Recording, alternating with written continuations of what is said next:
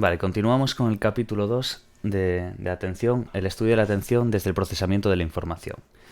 Vamos a comenzar con una breve introducción que nos dan aquí, hasta este punto 2, y vemos aquí el esquema de contenidos. Intentaré dar hasta la mitad aproximadamente, así para hacerlo en dos vídeos, el tema entero ya. Así que vamos a intentar dar la introducción, esta aproximación teórica al procesamiento de la información y la energía del procesamiento, la Arousal. Así que vamos allá. Introducción.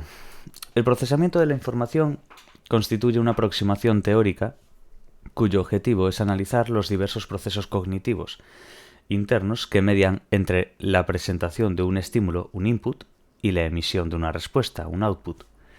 Como estos procesos mentales no son observables directamente, los investigadores se han visto obligados a desarrollar diversas técnicas con el fin de detectarlos y explorar su naturaleza. En este capítulo se expondrán estas técnicas y paradigmas diseñados para estudiar el procesamiento de la información, que han permitido descubrir los mecanismos involucrados en la percepción, la clasificación y la emisión de respuesta ante la presencia de estímulos o eventos ambientales. Tradicionalmente, las medidas conductuales más importantes para evaluar el rendimiento de las personas en tareas de procesamiento de la información han sido la velocidad de la respuesta y la precisión de la misma. Junto a ellas, y en la actualidad, el uso de medidas fisiológicas contribuyen también de forma significativa a hacer observable lo inobservable.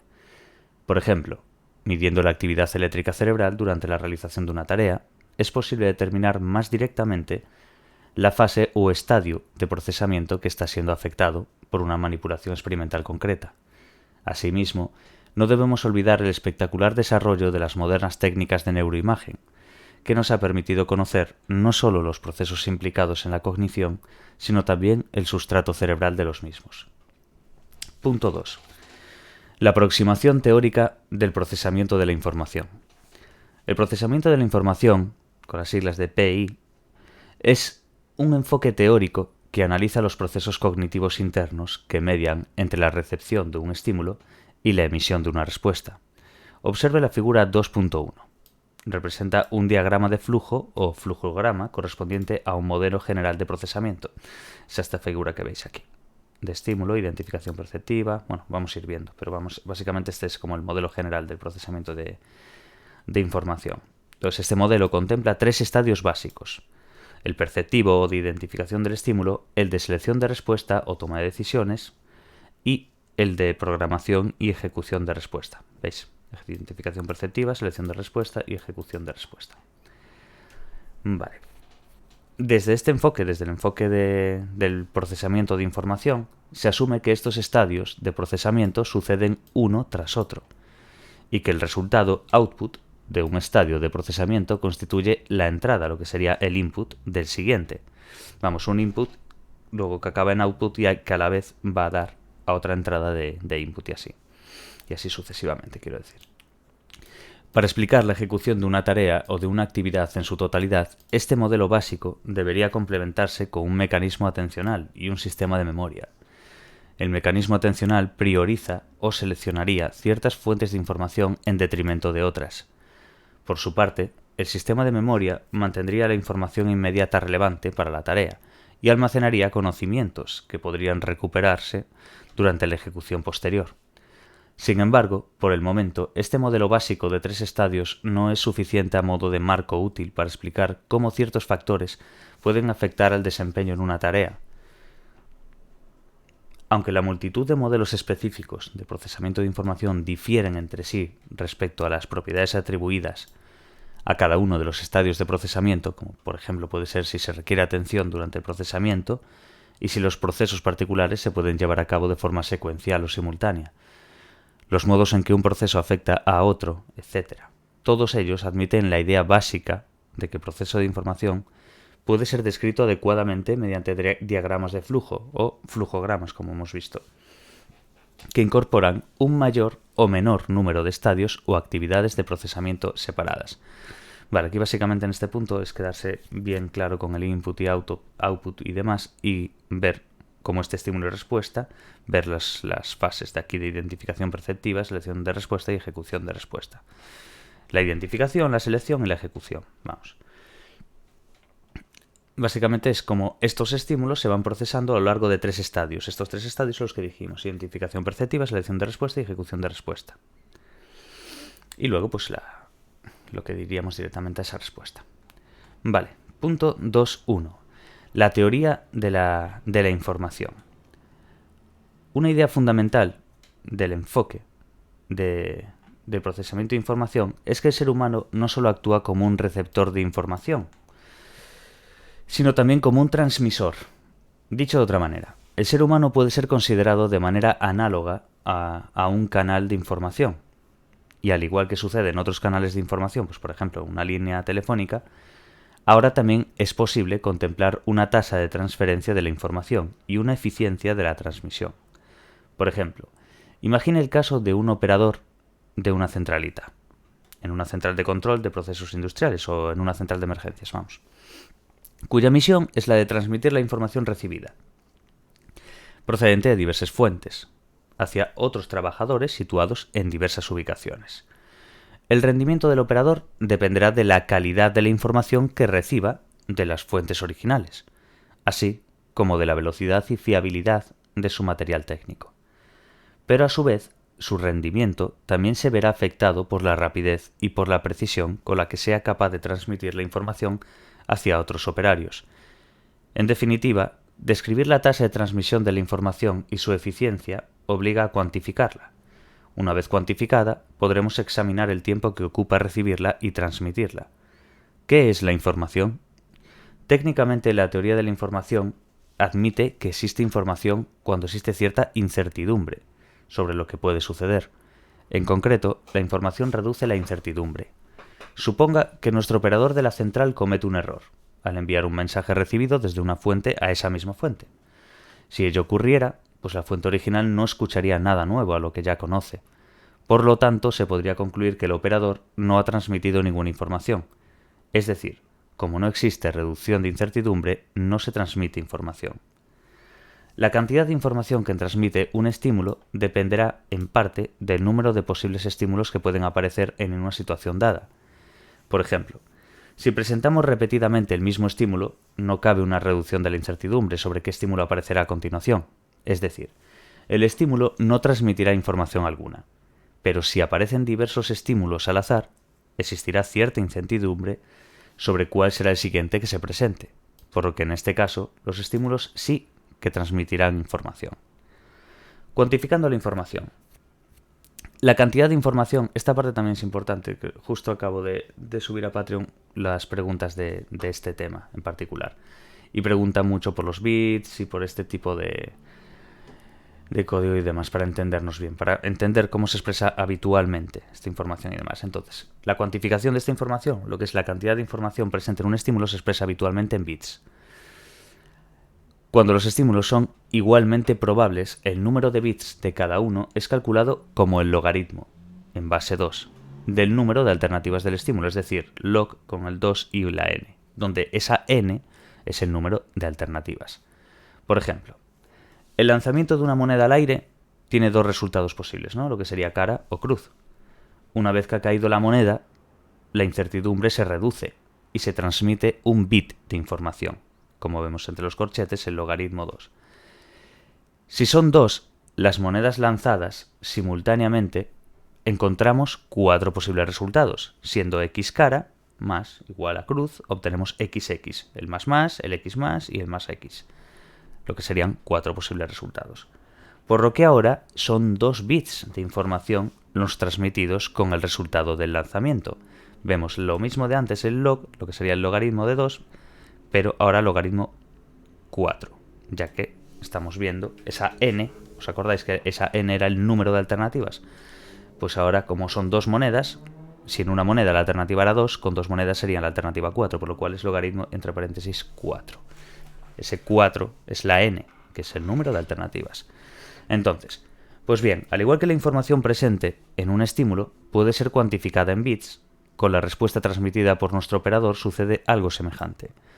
Si las respuestas del operador correlacionan perfectamente con el estímulo recibido, de tal forma que un observador externo es capaz de deducir qué estímulo se presentó Si se le dice la respuesta, podemos concluir que toda la información del estímulo es transmitida fiablemente por el operador. Por ejemplo, en el caso del lanzamiento de la moneda, imagine que usted no puede ver el lanzamiento, pero un observador que sí asista al acto le informa de dicho resultado. Si este observador es capaz de ver todos y cada uno de los lanzamientos y es cuidadoso en comunicar los resultados, la información transmitida será la misma que la información presente en el estímulo. Es decir, usted conocerá el resultado de cada lanzamiento simplemente escuchando al observador. Pero ¿qué pasaría, sin embargo, si el observador comete un error? Pues que dice cara cuando el resultado fue cruz, que la información contenida en el estímulo se perderá y la información transmitida se verá reducida. Esto es lo que entendemos de la cuantificación de la información. Quedémonos bien con el tema de los bits, de ese logaritmo cuando nos expresa esa n, el número de alternativas, y básicamente es un poco eso. ¿Qué tenemos luego? La ley de Hick y de Heeman. Esto es muy importante también, aparece en las preguntas que como os dije ya puse en Patreon. Pues esta también la preguntan bastante. La ley de Hickman. Durante los años 50 y 60 del siglo pasado, se llevaron a cabo muchos experimentos para analizar la eficiencia de las personas en tareas de procesamiento de información, el PI, ¿os acordáis? Entonces, dicha eficiencia se ha descrito a menudo como una tasa de transmisión de la información expresada en bits por segundo. Vemos ahí bit con una raya, el partido, vamos, de S, pues esos son bits por segundo. Esta tasa fue utilizada para comparar, por ejemplo, la eficacia de diferentes tipos de codificación o la eficiencia exhibida por dos operadores diferentes. En el capítulo anterior ya hicimos mención a una de las leyes generales de rendimiento humano, la de Hick y Heeman. Si se recuerda, esta ley relaciona el rendimiento con con la información transmitida. Quedemos con eso. Esta ley relaciona el rendimiento en una tarea con la información transmitida. Conforme a esta ley, el tiempo de reacción, el TR de siempre, en una tarea está linealmente relacionado con la cantidad de información transmitida. Dicho de otra forma, dados un conjunto de estímulos con igual probabilidad de aparición y manteniendo constante el nivel de desempeño del sujeto, el tiempo de reacción se incrementará en una cantidad constante cada vez que se duplique el número de estímulos, lógicamente, reflejando la pendiente de la recta resultante de la eficiencia del PI. Este resultado se puede observar en la figura 2.2. ¿Veis aquí? Esta es la relación entre el tiempo de reacción y el de transmisión de la información, de acuerdo a esta ley, a la ley de Hick y Heeman. ¿Veis aquí la información abajo transmitida en bits? Y el tiempo de reacción en ms, que serían milisegundos. Básicamente sería un poco esto. Ahora, este resultado se puede observar aquí en dicha figura. Entonces, observa allí también que la pendiente es más pronunciada. Esta parte es muy importante porque es lo que se suele preguntar. La pendiente es más pronunciada cuando la relación entre el estímulo y la respuesta es arbitraria. Quedémonos con eso. No solamente saber que eran de estos y de lo que sería la ley de Heeman y cómo se llevó a cabo y demás, y de esos bits por segundo y demás, no solamente es eso y del tiempo de reacción, sino saber interpretar la gráfica en sí, que básicamente, aunque no te lo pregunten como una imagen, te lo pueden preguntar teóricamente. Entonces, hay que observar que la pendiente es más pronunciada, esa pendiente es más pronunciada cuando la relación entre el estímulo y la respuesta es arbitraria, como ya dijimos anteriormente, simplemente para que se entienda desde la representación gráfica que tenemos aquí. Por ejemplo, decir Juan ante la presencia del número 6 que cuando la respuesta es compatible con el estímulo. Por ejemplo, decir 6 ante la presentación del 6, del número 6. Vale, punto 3. La energía del procesamiento, el arousal, muy importante este concepto. Básicamente sale ya en varias materias, pero es bastante importante entenderlo bien en esta de aquí. Hasta aquí hemos expuesto la dimensión estructural del PI que vimos antes, del proceso de información, que entiende el transcurrir de la información como paso o tránsito desde un estadio de procesamiento a otro. Sin embargo, el procesamiento necesita además de una especie de capacidad o de recursos mentales, a modo de lo que sería la energía, a modo de energía, que lo haga posible. Al igual que en el plano biológico, todos los procesos orgánicos dependen de la disponibilidad de oxígeno y glucosa en la sangre, como bien sabemos del encéfalo, que se alimenta de eso básicamente. En un plano psicológico, todos los procesos requieren de algún tipo de capacidad, recurso o energía. De ahí que alcanzar a veces determinadas metas complejas nos exija poner más empeño o esfuerzo. Una de las maneras en las que se ha entendido esta especie de energía ha sido como arousal. Quedémonos bien con ese concepto. Esa energía. Esa especie de energía. Básicamente lo que tenemos que entender es que el nivel general de activación de un organismo que determina. Entonces, en un momento dado, su disposición para actuar. Es eso el arousal en sí. Es ese nivel general de activación de un organismo que está determinando que en un momento dado su disposición para actuar, su energía, vamos. La relación entre el arousal y el rendimiento fue analizada por Yerkes y Dodson, muy importante esto también de Yerkes y Dodson, hace ya más de un siglo, en 1908, para ser concretos. En su trabajo, entrenaron a ratones a discriminar entre dos compartimentos o pasillos, uno claro y otro oscuro. De tal forma que el animal debía siempre acceder al más claro, pues, de lo contrario, recibía una descarga eléctrica. La dificultad de la tarea se manipuló alterando el contraste de luz entre ambos corredores. Tal y como cabría esperar, se descubrió que cuanto más fácil era la discriminación luminosa entre los compartimentos, mucho más rápido aprendería el ratón a acceder a la zona iluminada, lógicamente, y a evitar la zona oscura. Que se necesitaban, cuando se quiere decir eso de que como cabría esperar, se descubrió que la discriminación luminosa aprendía más rápido. Básicamente lo que estaban diciendo es que se necesitaban menos ensayos para aprender. Además, en esta condición fácil, cuando el animal se equivocaba y accedía al compartimento oscuro, la rapidez del aprendizaje fue ligeramente proporcional a la intensidad de la descarga eléctrica suministrada también. Sin embargo, esto es lo curioso, cuando se dificultó la discriminación entre los pasillos, el incremento de la intensidad de la descarga no siempre ocasionó un aprendizaje más rápido. Esto es muy, muy importante de entender. Lo que nos dicen aquí, sin embargo, que cuando se dificultó la discriminación entre los pasillos, antes estábamos mirando desde un punto de vista más sencillo, esa zona iluminada y esa zona oscura y demás, pero ahora cuando se dificulta esta discriminación entre los pasillos, el incremento de la intensidad de la descarga no siempre va a ocasionar que el aprendizaje sea más rápido.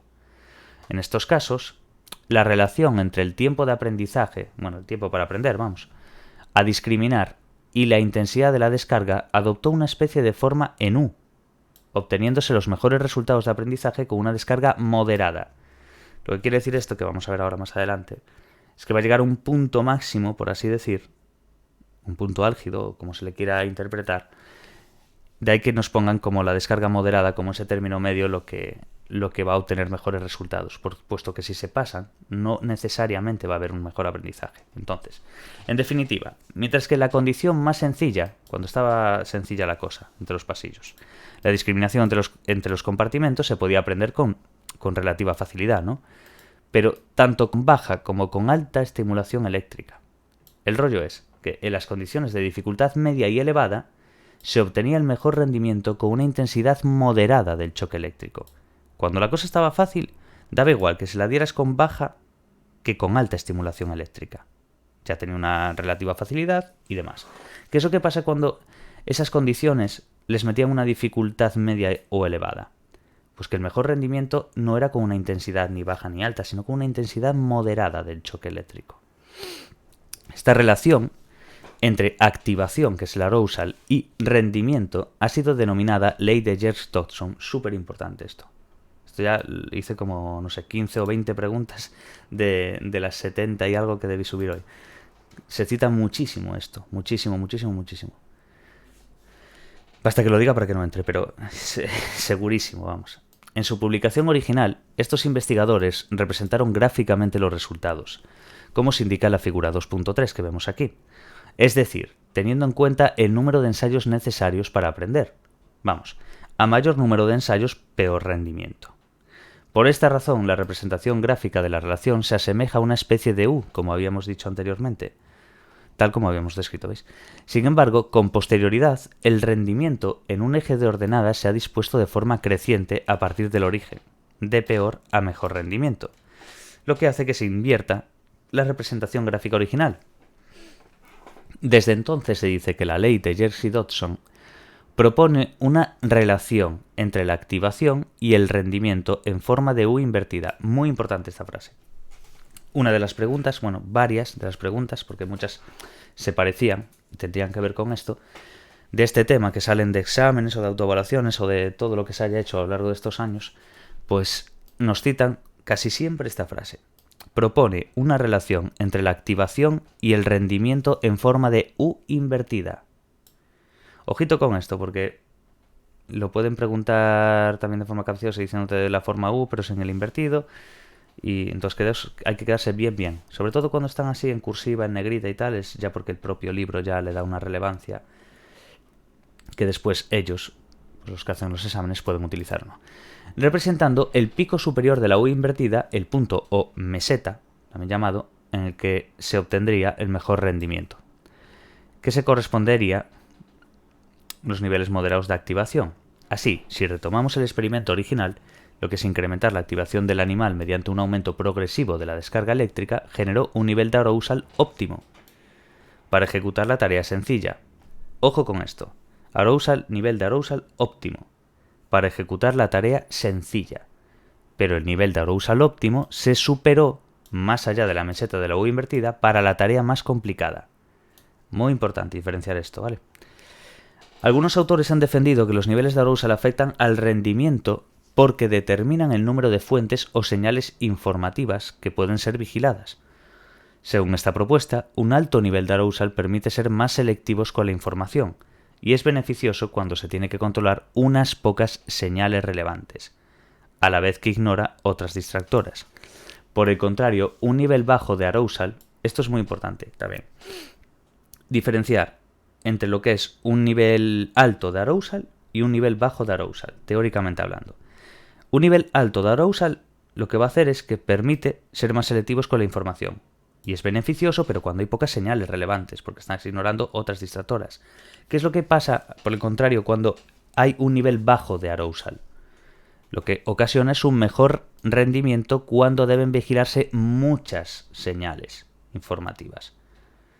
Alto nivel de arousal son más selectivos. ¿Por qué? Pues en este caso con la información, porque es beneficioso porque hay que controlar pocas señales. Pero cuando hay un nivel bajo de arousal, lo que está ocasionando es que haya un mejor rendimiento cuando se vigilan pocas. Cuando se vigilan muchas, Cuando haya que vigilar muchas señales informativas. Entonces, alto nivel de arousal, lo que serían las pocas señales relevantes, y el bajo nivel de arousal, en este caso, el mejor rendimiento es cuando vigilan muchas señales informativas. Equiparando esta propuesta con la selectividad atencional, concluiríamos que un nivel alto, mira, esta va a ser lo que acabo de decir, que un alto nivel de arousal favorece una alta selectividad, permitiendo, por ejemplo, focalizar la atención en el input relevante e ignorar todo lo demás. Por su parte, un bajo nivel de arousal disminuye la selectividad atencional y permite distribuir la atención entre múltiples fuentes de información. No tiene, sinceramente, no es que tenga una gran dificultad esto ni nada, pero son muchos detallitos. Detalles sencillos, pero muchos. Entonces es importante pues ir repasándolos lo que se pueda. Pero bueno, se entiende bien, aparte se deduce con cierta lógica. Entonces es asequible. De hecho, la materia en sí, a mi juicio, es de un nivel asequible, bien para estudiar. No, por ahora al menos, lo digo. No puedo decirlo porque no ha acabado el libro aún, pero por lo que veo está bastante bien. Aparte es entretenida. Vale. Vamos a ver ahora, después de lo que vimos ahora de Jersey-Dodson, vamos a ver lo que hay después, lo posterior al trabajo de ellos. Ahora, 3.1. Arousal y rendimiento, variables moduladoras. Con posterioridad al trabajo de Jersey-Dodson, la relación entre el arousal y el rendimiento ha sido explorada frecuentemente utilizando una tarea de tiempo de reacción serial, el que vemos SRTT. Quedaos bien con esas siglas, porque muchas veces las preguntan así. Por norma en general, después te las suelen poner al lado lo que significa en el examen. Pero bueno, mejor saberlo de las dos formas. Siempre que se pueda, pues quedarse bien con eso. Pues la tarea del tiempo de reacción serial. que bueno, en inglés es Serial Reaction Time Task, pero bueno, es básicamente para que lo sepamos, tarea del tiempo de reacción serial. Vamos a ver ahora, en esta tarea, los sujetos deben responder pulsando la tecla correspondiente, ante el encendido de una de las 5 luces dispuestas horizontalmente. Utilizando esta tarea, se ha descubierto que algunas de las variables que afectan negativamente al nivel de arousal, ruido, sueño, tiempo desempeñando la tarea, alcohol, incrementan los errores de respuesta y el tiempo de reacción. Alternativamente, otras variables que se asocian con altos niveles de arousal, incentivar el rendimiento, realizar la tarea en periodos tardíos del día, pueden sin embargo mejorar el desempeño de los sujetos. El rendimiento en tareas del SRTT, recordamos, tarea de tiempo de reacción serial, se ha explorado bajo condiciones de ruido y pérdida de sueño. La presencia de ruido disminuye el rendimiento de los sujetos, que han dormido adecuadamente, aunque mejora el rendimiento de sujetos sometidos a privación de sueño. Estos resultados son consistentes con la relación en forma de U invertida, ¿no os acordáis que dimos?, entre lo que era lo de la activación y el rendimiento, lo que proponía la ley de Jersey-Dodson. Tras un sueño normal, esto es curioso, tras un sueño normal, el ruido genera un exceso de arousal, lado derecho de la U invertida, que ocasionaría una disminución en el rendimiento. Hasta ahí perfecto. Por el contrario, en situaciones de privación de sueño, el ruido compensa los bajos niveles de arousal, elevándolos hacia la meseta de la U invertida, relacionado con el ruido. Un hallazgo que puede parecer contraintuitivo, de hecho, pero coherente con la hipótesis de los niveles de arousal que acabamos de ver. Demuestra que ofrecer incentivos al sujeto por un correcto desempeño en estas tareas de SRTT contribuye a incrementar los efectos perjudiciales del ruido. Si el arousal generado por el ruido resulta excesivo y por lo tanto perjudicial, ofrecer incentivos empeorará más la ejecución, pues estos incrementarán el ya de por sí elevado nivel de arousal. La duración de una tarea de SRTT, por ejemplo, incrementando el número de ensayos, también influye sobre el nivel de arousal.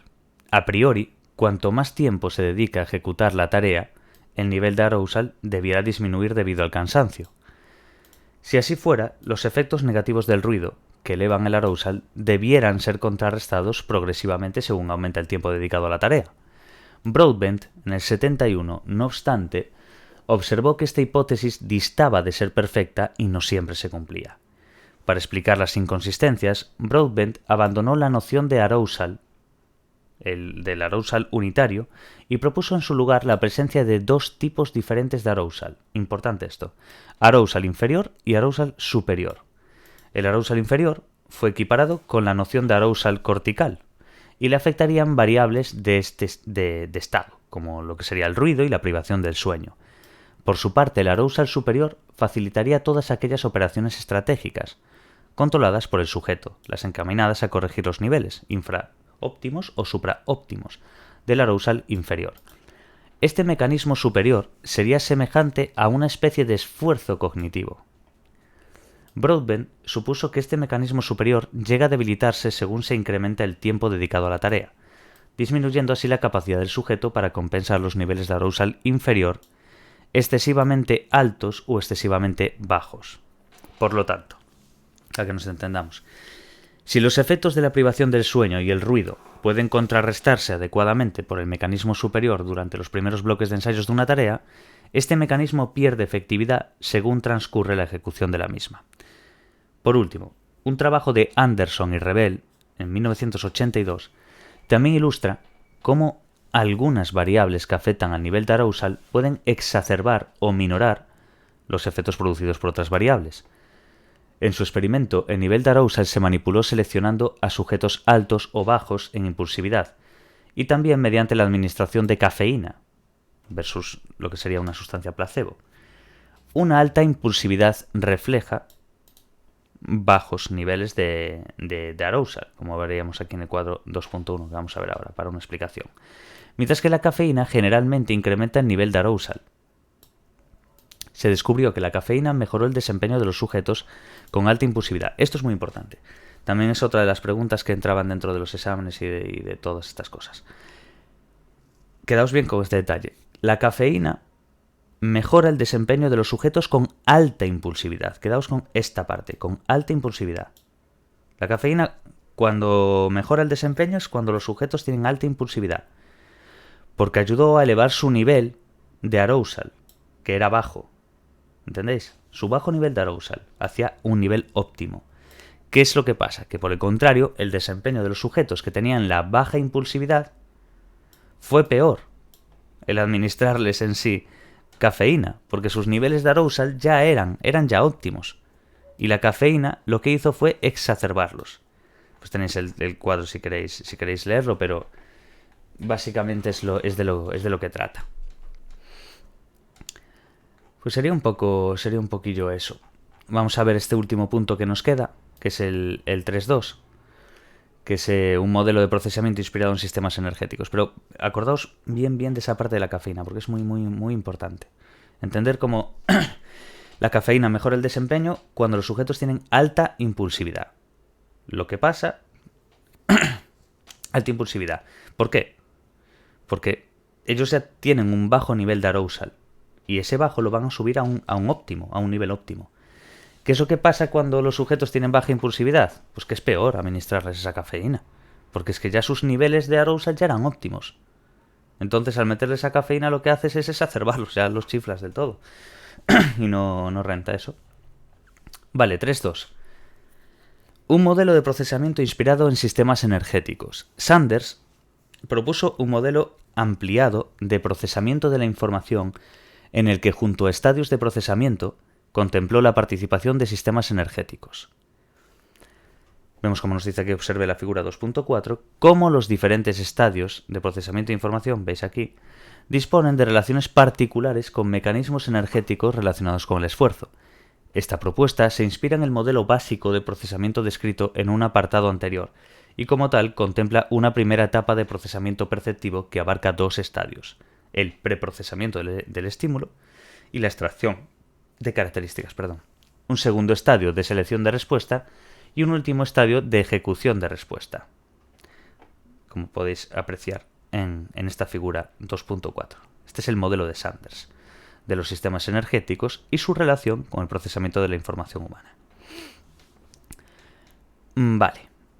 Más allá de los aspectos estructurales, lo más relevante de este modelo, ¿qué es?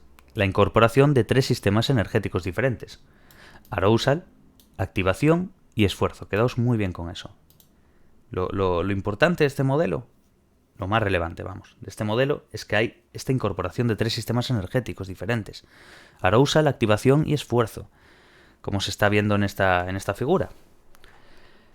Entonces, un mecanismo, como vamos a ver en esta figura, en la 2.4, un mecanismo de evaluación vigila continuamente los niveles de arousal y de activación, y a partir de ellos puede incrementar el esfuerzo, lo que a su vez afectaría a dichos niveles de arousal y activación. También se observa que el preprocesamiento de un estímulo puede incrementar el nivel de arousal, lo que asimismo afectaría al estadio posterior relacionado con la extracción de características. Por otro lado, el sistema de esfuerzo, a grosso modo, equiparable al procesamiento consciente, tiene influencia directa sobre la eficacia en la selección de la respuesta más apropiada para la tarea en curso. Finalmente, el mecanismo de activación, que puede ser interpretado como un estado de preparación o disposición para responder, influye sobre el ajuste motor o ejecución real de la respuesta. Y hasta aquí lo dejamos por hoy. Llevamos ya la mitad del tema. Luego ya nos meteremos con las medidas conductuales de procesamiento. Pero bueno, básicamente es un poquito así todo. Recordar bien los puntos que os dije, porque no es por azar, es porque llevo unos cuantos exámenes encima y unas cuantas cosas que voy subiendo a Patreon y demás, y los veo. Los veo y me parece que son relevantes, entonces por eso os los comento un poquillo, ¿vale? Bueno, mucha suerte y hasta la próxima.